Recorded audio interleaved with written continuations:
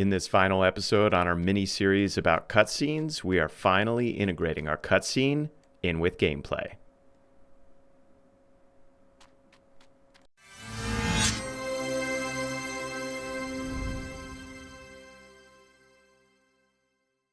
Hey guys, welcome to the final episode on this mini-series on cutscenes, and I'm just glad we're finishing up this mini-series because I know that the last couple of episodes especially have been really intense, so if you've gotten through it, kudos to you. But this episode is the final piece of the puzzle because it's all about how do we play the cutscene at precisely the right moment in gameplay, how do we move from gameplay into the cutscene, and then come right back out of it. And I decided that because our main character is still the Unreal Engine mannequin, we're only going to play this cutscene for our adversary AI character when he gets grabbed. But you could record multiple cutscenes based on what we did last episode, and then you could play them under a variety of circumstances. But for our player character, I think it actually makes sense to not have a cutscene because the camera is already going to be right there. And so we want our camera to just kind of stay still as the character is getting pulled into the depths. So the first part of this episode is obviously getting the cutscene up and running. And then for the second half of this episode, if you're not following the series, then don't need to worry about it, but we're just resolving a few last issues pertaining to our cutscene and some overall gameplay mechanics. And that's going to set us up to be able to do respawn mechanics, which is coming up in a few episodes. So here are the key concepts today. These three, they all revolve around how do we integrate the cutscene directly in with blueprints, directly in with gameplay. So let's get to it. All right, so we're going to start by duplicating the existing sequence that we recorded last episode, and that's going to allow us to make updates to it if necessary without messing up what we already recorded. So let's go back to our content drawer. We'll go into sequences, level sequences, and for the cutscene, I'm not going to have this tentacle grab intro that we did last episode. That's more for a cinematic, but just for a cutscene, we just want it to be a few seconds of the character's face as he's getting grabbed. So we're only going to use this, the tentacle grab adversary sequence 1. So I'm going to right click on that. We're going to duplicate, and we'll just keep it sequence 2. That should be totally fine. We'll go into the duplicate. And what we're going to do is we're going to shrink the play time. So go into our camera view by selecting that button or Shift C. And what we want to do is we want to bring it to just about here, like right when he starts looking at the camera. So right about maybe the split second before. And we're going to move the green bar to be right there. And then we're going to go out a little bit and right about as he's getting grabbed, maybe about right there, something like that. And I'm going to shrink it down so it's going to play in this time frame right here. So go ahead and save the sequence. And this is the very last thing before you actually try to play the sequence. And if you don't do this, it actually crashed Unreal Engine on me. And I actually haven't asked for help on this, but first let's set it up a certain way. And then I'm going to ask you for help, ask the audience, see if you can figure this out. So what crashed the sequence for me is if I did not turn both actors in our sequence into spawnables. So if it says convert to possessable here, then you're okay. Because that means both of these are spawned actors. It means when the sequence plays, it's actually going to spawn the actors. But we also have to do that for the tentacle. So if I collapse this, go to BP tentacle, do the same thing. So right click, convert to spawnable. And so what's going to happen is when we play the sequence, it's going to spawn both of these actors in the world and it's going to play the sequence. But here's the problem, and here's where I'd like to ask for your help. So I don't know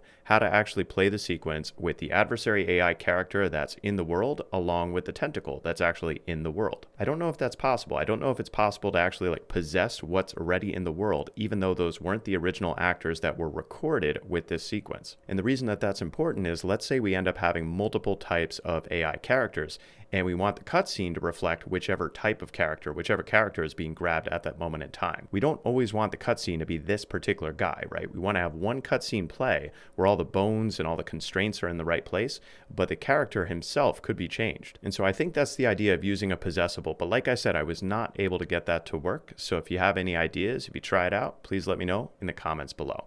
But this is going to work just fine. And I figure worst case scenario, you could just record two different cutscenes. You could record one where the ocean's on the left, one where the ocean's on the right, and then using the pure function that we set up last episode to determine whether the ocean is on left or right, you could just play a different cutscene in that case. All right, so if both your actors have the little lightning bolt indicating that it's going to spawn, then you're all set here. Save your sequence one more time, and we can close out of sequencer. And so now to actually get this up and running, we got to bring a new adversary AI character into the world and also a new tentacle into the world.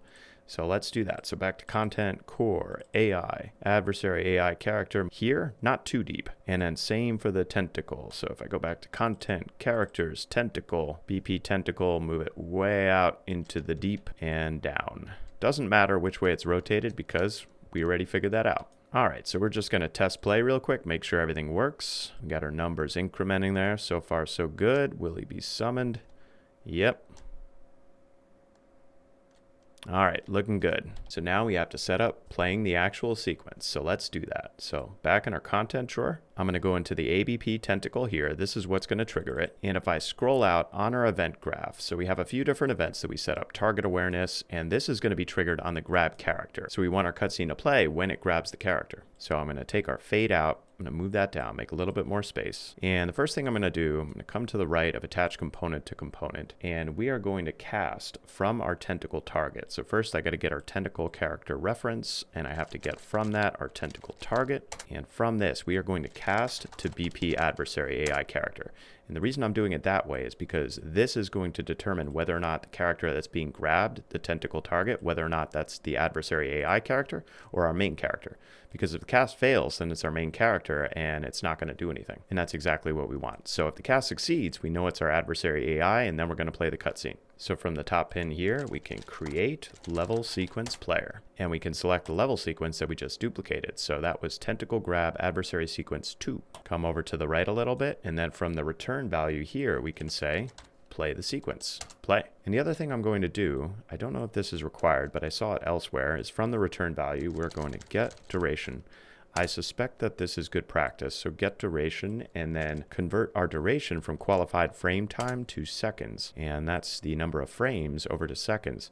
And then this is going to be a delay, and that's going to determine how long to wait. And then following that, what we're going to do is the out actor, we are going to destroy actor. And I think what this is doing is it's taking our level sequence and our spawned actors and then saying destroy them once the level sequence is done playing. But like I said, if we figure out how to possess what's already in the world with the sequence, then we won't have this problem. All right, so if you got all that, so this is at anim notify grab character. After it does all this, the actual attaching, and then it's going to cast, and if it successfully casts, it's going to play that sequence. So let's compile and save our ABP tentacle. And what I'm going to do, just before I simulate to play, I'm going to move him a little bit further back from where we recorded the cutscene, and you're going to see why I'm doing that. But yeah, it's going to be an interesting effect. I'll leave it at that. So let's play from about here. All right, let's watch our poor little fellow here. And we got our cutscene. And wait, we got two cutscenes, two tentacles. So what's happening is it's spawning that second character and that second tentacle because we converted it from a possessable over to a spawnable. But the simple fix I came up with is we can very easily hide the existing actor and the tentacle in the world. And then we can show that existing actor and tentacle as soon as we destroy the level sequence. So let's go back into our ABP tentacle. And what we're going to do is as soon as we successfully cast to BP adversary AI character, that's where we're going to hide both the character and the tentacle, at least hide the ones that are already in the world. So as BP adversary AI character, we can set the actor to be hidden in game, and that's going to be checked just like this, new hidden. And we also have to do the same thing for the tentacle. So we get our tentacle character reference and set actor hidden in game, set that to be true. So connect this up, true, connect this up here. And then we could take both of these, and as soon as that delay is complete, then we can set them to be unhidden. So connect this up, just going to get rid of the preview instance there and unselect both of these, make sure they're both unselected. And then this one is disconnected, so we've got to connect it up. So we got to get as BP adversary AI character here and connect this up here. I'm just going to put in a couple of reroutes and a reroute right down here. So we'll compile and save this and test again. Play from here. Full screen it for dramatic effect. Here it comes.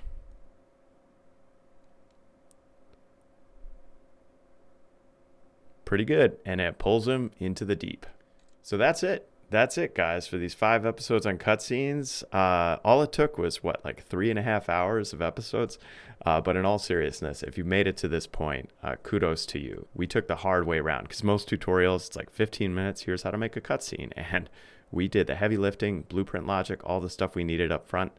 And that's really my goal with this, is that you know all the bits and pieces of how to do something before you actually get to the something that you're doing. So the rest of this episode, it's all about issue fixes going along with gameplay in the cutscene, but also to set us up for respawning in a few episodes. And there are a bunch of other things that we could be working on with the tentacle, like we could be working on water splash effects, we could be working on different cutscenes from different angles, all that stuff. And I figure we're at the point in the series where, honestly, a lot of the stuff you can figure out yourself. If you followed along this series to this point, You know the basics. You know how to do these things. And you're at the point where I'm going to challenge you, or I'm going to start to challenge you at the end of every episode. Okay, for further practice, for further work, if you want to refine this scene, do even better, do these things and post a video on it, make something, and then I'll refer to it in the comments. So the first issue that we're going to tackle is more of a gameplay mechanics thing, and that's the fact that I think after about 4 or 5 of those tentacle grabs, player character is going to start getting annoyed because they're going to sense the inescapability of it, and it's not going to be fun anymore. It's cool watching it the first few times, but then it hits that annoyance threshold that I'm always talking about. So there's got to be some ability to escape from the tentacle. Now maybe in the future a player could fight the tentacle, that'd be really neat, but we're not there yet. I think the logical place to start is stepping out of the water. So at a certain point in time, like as the tentacle is moving towards the character, it should assess, okay, are the player's feet, both feet, out of the water? And if they're both out of the water at that point, I think the tentacle should sort of retreat back and go right back into the ocean. Basically, we're gamifying the effect, like we're giving the player an opportunity to escape. So what we're gonna do, first I'm gonna get rid of full screen mode, but then I'm gonna go back to ABP Tentacle, zoom out, and we're gonna come up to target awareness up here on our event graph, and I'm gonna create a whole bunch of space between montage play and cast a BP third person character. A lot of space there. And I'm going to take our face anim BP ref, move that over, and as BP third person character, I'm going to get our anim BP reference. So get anim BP reference. That's a regular animation blueprint. And we're going to check to see, okay, left foot in ocean. I'm going to get left foot in ocean. We're also going to get right foot in ocean. Right foot in the ocean.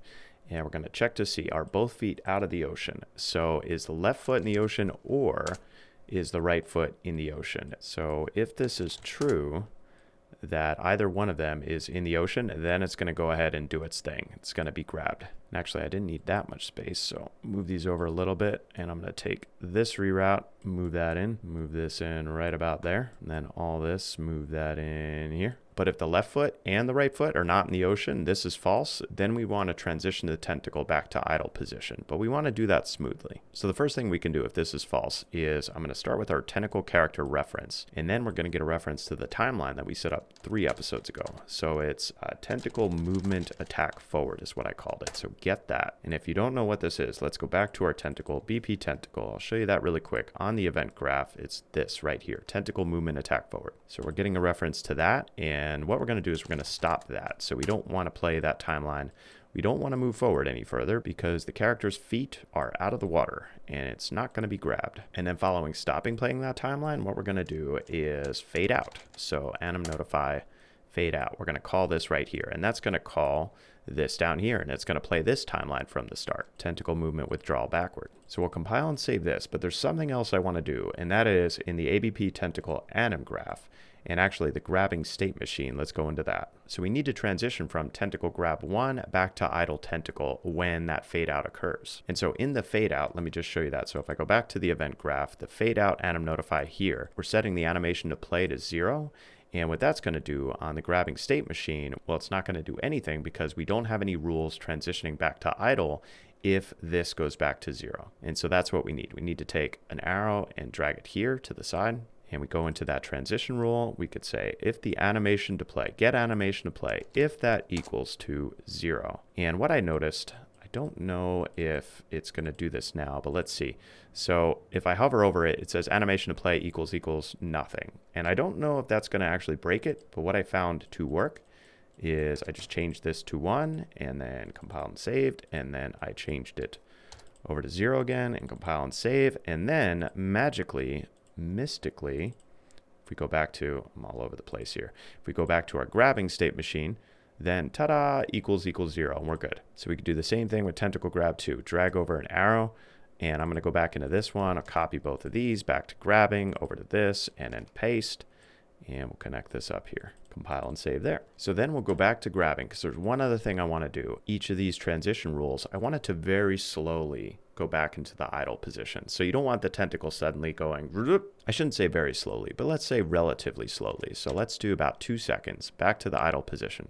This one too, 2 seconds. So you just select the rule and you change the duration there to 2 seconds. And the last problem with that I noticed is if you go into tentacle grab, if you go into the actual anim sequence, so tentacle grab 1 anim sequence, we got to do this with both because what's going to happen is at target awareness. So when target awareness gets triggered, so let's go back to our ABP tentacle.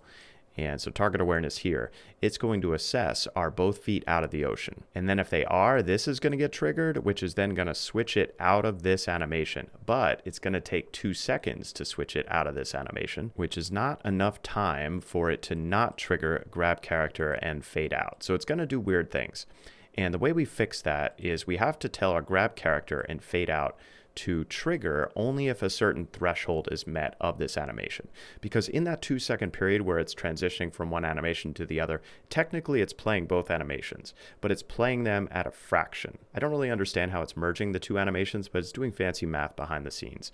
But what we can do is for each anim notify, under event here in the top right, we could say trigger weight. So we don't want it to trigger if only 0.001% of this animation is occurring at the present time, right? We only want it to grab the character if this animation is the only animation playing. So I'm going to set the trigger weight to be 0.99, and that's going to ensure that it's not going to fire unless this animation is the only thing playing. Same thing with fade out here. We're going to set this to 0.99. So we'll save that. We got to do the same thing with tentacle grab 2. So back to animation blueprint, back to our tentacle grab 1 over here, back to grabbing, tentacle grab 2 into this. I'm going to pause this, same thing over here, and trigger weight 0.99. Not for target awareness, although it's not going to matter, but not for target awareness, just grab character and fade out. So 0.99 here, and save this and exit out of that. And we are ready to test this, but to test this, let's actually remove our adversary AI character temporarily. And we're just going to test with our main character, player character. All right, our counter is going up, and then tentacle summon, but I get out of the water, and does it withdraw? Yep, back into the depths. So far, so good. But there is a problem, because if I go back into the ocean, no more counter. And so to fix that, we have to go into the isInOcean check function on our third-person character animation blueprint that we started 3 episodes ago. So back to our content, to our content core ABP third-person character. Then we have to go under ocean here, the isInOcean check function. What's happening here is that when the tentacle is summoned, so this is true. So our tentacle summon counter is over 100. And because it's true, it's never setting the timer by function back again. So here's what we're going to do. I'm going to come up here. We're going to add a new pin to the sequence, a 4th pin. I'm actually going to connect up the 4th pin to this branch.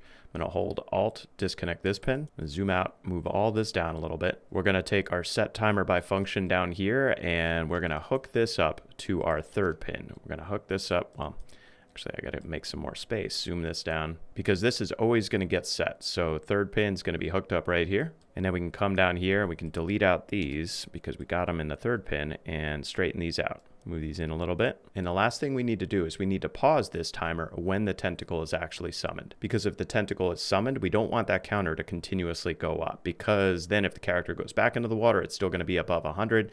Has some weird effects. So we want to pause the counter, and then when the tentacle goes back into the ocean, then we can resume the counter. So after activate tentacle here, I'm just going to drag out and say pause timer by function. Pause timer by function name. I'm going to right click on our isInOcean check, rename, get that exact name verbatim, make sure no extra spaces are inserted there, and we'll paste it in here. So we'll compile and save this, and there's one last thing we need to do, and that is resume the timer.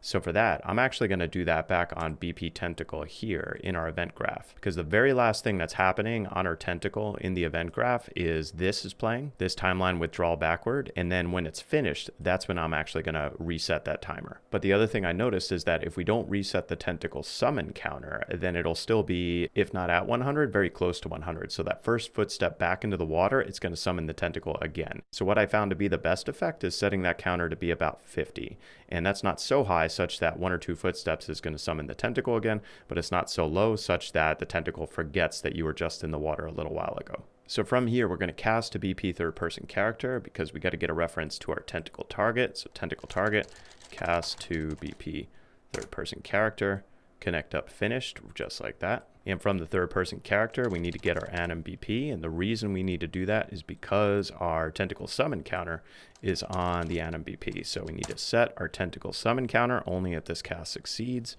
And that's going to be 50. And then the other thing we're doing is we're resetting the timer that we just paused. So this right here, got to go back to our BP tentacle. From anim BP reference, we need to unpause timer by function name. Connect this up just like this, and we should still have copied, I think, isInOcean check, just like that. And the last thing, I think it's a good idea to reset our tentacle target. I don't think it's essential, but whenever we're clearing the target and resetting the counter, it just makes sense to reset this. So I'm just going to say set, and we're going to set that back to null. Compile and save. And we'll test again. All right, summoning. Now it should reset. Yep, back to idle, back to normal, withdraws into the ocean. Let's see. Yep, so back up and, okay, back down again. And let's summon it one more time. Okay, it's summoned. Yep, both my feet are out. That's okay. And let's see if I stay out of the water. We should see that summon. Yeah, there we go. So it started at 50, didn't even print. And now it's going down again. Good, because we're staying out of the water. And the other thing you might consider changing here, I'm not going to change it, but really it's entirely up to you, is that when the tentacle goes back into the ocean, it goes straight up into the idle position. And the reason it's doing that, just to call that out in case you don't like that. So in the ABP tentacle, if you go back to the grabbing state machine, it's because of this transition, this one right here. So it's going back to 0. And it's going back to 0 because we're calling this. We're calling the atom notify fade out. And what you could do instead on the grabbing state machine, you could say, okay, instead of going back to idle, go to tentacle grab to reverse first. I actually kind of like the tentacle going straight up because it's a clear indicator to the player that they avoided getting grabbed. But like I said, entirely up to you. So now we're going to do an interesting test, and that is what's going to happen if we have both of our characters, our adversary AI character and our third-person character. What if both of them are in the ocean at the same time, and then the first one triggers the tentacle, and then the second one hits the threshold? What's going to happen? So let me show you what happens, or let's test it out. So if you go back to the core folder, AI, adversary AI character, we're going to drag him in right about there, down the shoreline from our gameplay abilities, and we're also going to do the same thing for our third-person character. So we'll play from here. All right, so he's triggering it, and the tentacle is summoned, and then I'm triggering it. Tentacle is summoned, and it basically reset the position, but it didn't fully reset the position, so it does strange things. So we need a way of ensuring that if the tentacle is already going after one character, it's not going to be interrupted midway through and go after a second character. So we have to go back to that is in ocean check function. So that's on ABP third person character. And all we need to do is on this fourth pin that we just set up right here, we need to make a little bit more space between the branch and the print string here. Because what we're going to do is we're going to get our ocean tentacle. And from this, we are going to check to see, do we already have a tentacle target? Because if this is already valid, like if we already have a tentacle target, then we don't want all this to happen. We don't want to reset what we're doing. So if this is valid, we're going to do an is valid check. And only if it's not valid do we want it to go forward. So connect up just like this, move these down here. And the other check that I'm going to add here, so we're going to make a little bit more space with the tentacle summon counter, because we don't want 100 to be the only requirement. What we also want to check is we want to verify, okay, is either the left or the right foot in the ocean? So we want to get our left foot in the ocean, if I could spell, left foot in ocean, and same thing with the right foot. Right foot in ocean, get. We want to check to see, okay, is either one of these. We'll do an OR Boolean, we'll connect up both of these, connect this up here. And the reason we're doing this is because the second character could be running in the ocean for quite a while after the first character is getting attacked by the tentacle, right? Because it's going to take our tentacle pulling that character into the depths, and then it will be reset.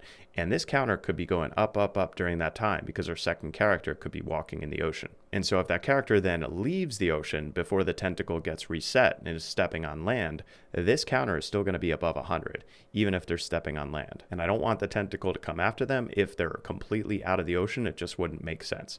So it's going to take time for that counter to go back down, even if they're on land for a while. But the whole point of this is that the tentacle will only go after one character, and then you could be in the ocean a little bit longer as you're fighting, and you can kind of use that game mechanic to your advantage. Like you have a little bit more land to work with if the tentacle is already occupied. So we'll compile and save this, and one more test with both of our characters, adversary AI and a regular player character. All right, so the tentacles should go after him first. And what's going to happen, well, he's going to get pulled into the depths. Yeah, our cutscene. Nice. And then if I get out, okay, so it's 200. Yeah, so that clamp is stopping me beyond 200.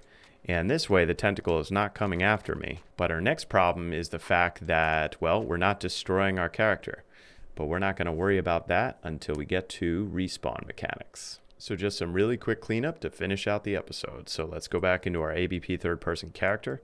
And what I want to do is delete out the print strings that are in our isInOcean check function here. So delete out this print string, this one for tentacle summoned. Make sure to connect these back up to isNotValid, just like that. And then compile and save. So guys, this is a new thing that we're going to start doing with some episodes going forward, because quite frankly, if you made it this far through the series, you've got a lot of the requisite knowledge to do things on your own. And so I want to challenge you. Partially, I guess I'm being lazy here, but I do want to challenge you. And at the end of this series of episodes on the Tentacle, I came up with 4 specific things that I could have done. Like I could have turned this episode into an hour-long episode. And I realized that, you know what? These are great challenges for you out there if you followed this series to go on and figure out and do yourself. And if you make a video on it, please post in the comments below. I'd love to see it.